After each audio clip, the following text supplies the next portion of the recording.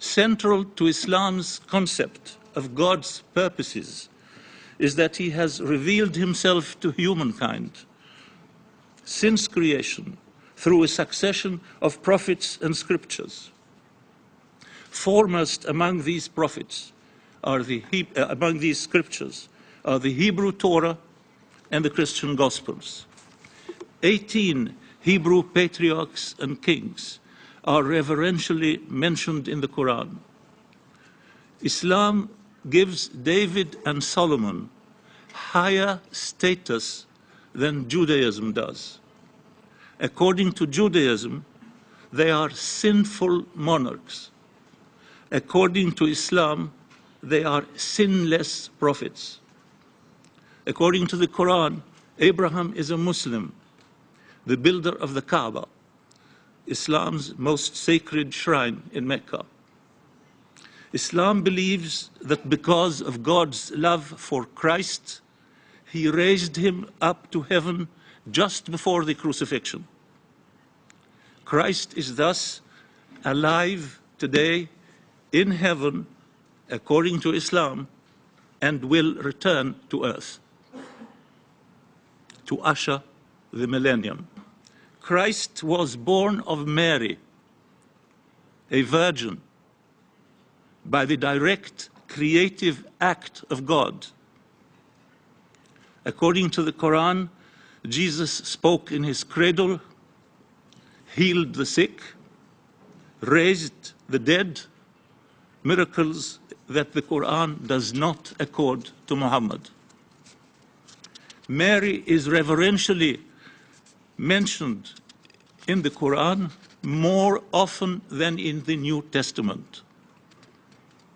Neither Judaism nor Christianity look the same way towards Islam. Judaism does not share Islam's reverence for Jesus and Mary. You might want to ask your scholarly colleagues how Judaism looks upon Jesus and Mary, and where, according to Judaism, Jesus is today. Indeed, of the three faiths, Islam is the most ecumenical in its attitude towards the other two. Because of Islam's perception of its kinship with Judaism and Christianity, much that is holy to Islam and Christianity is holy to Islam. To Judaism and Christianity is holy to Islam. And much of that is centered in Jerusalem. Thus, for Islam, Jerusalem is thrice holy because of its Judaic dimension, because of its Christian dimension, and because of its Muslim dimension. For Muslims, Jerusalem was the first direction of prayer, Qibla, before Mecca became their Qibla. Its holiness was further consecrated in a Quranic verse that describes a miraculous nocturnal journey, Isra, by the prophets from Mecca to Jerusalem. According to tradition, it was from Jerusalem that Muhammad ascended to heaven, to within 2 bow lengths of the presence of God. This ascension is known as the Mi'raj. The prophets Isra to and Mi'raj from Jerusalem became the source of inspiration of a vast corpus of devotional literature concerning life beyond the grave. This literature is in circulation to this day in the languages of more than 1 billion Muslims: Arabic, Turkic, Farsi, Urdu, Hindi, Malay, and Javanese. A very special link exists between Jerusalem and one of the 5 pillars of Islam, the 5 daily prayers, Salat. According to tradition, it was during the Prophet's Mi'raj that after conversations in heaven with Moses, the 5 daily prayers became canonical.